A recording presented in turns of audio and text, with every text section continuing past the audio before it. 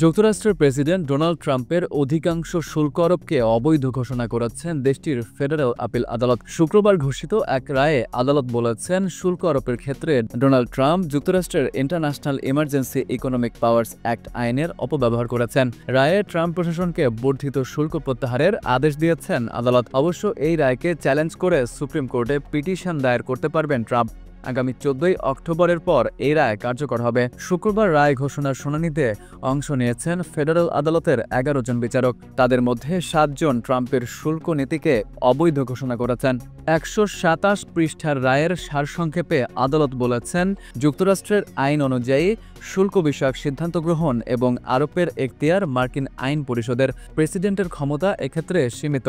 আইইপিএ আইনের মাধ্যমে প্রেসিডেন্ট কোনো দেশের উপর শুল্ক আরোপ কিংবা প্রত্যাহার করতে পারেন, কিন্তু কোন কোন ক্ষেত্রে বা পরিস্থিতিতে প্রেসিডেন্ট এই আইন প্রয়োগ করবেন আইনে সেই নির্দেশনা দেওয়া আছে। আদালত বলেন, সম্প্রতি বিশ্বের বিভিন্ন দেশের উপর অতিরিক্ত যে শুল্ক আরোপ করেছেন ট্রাম্প, অধিকাংশ ক্ষেত্রেই আইইপিএ আইন মানা হয়নি। এদিকে ফেডারেল আপিল আদালত রায় ঘোষণার পর রায়কে চ্যালেঞ্জ করার ঘোষণা দিয়েছেন ট্রাম্প।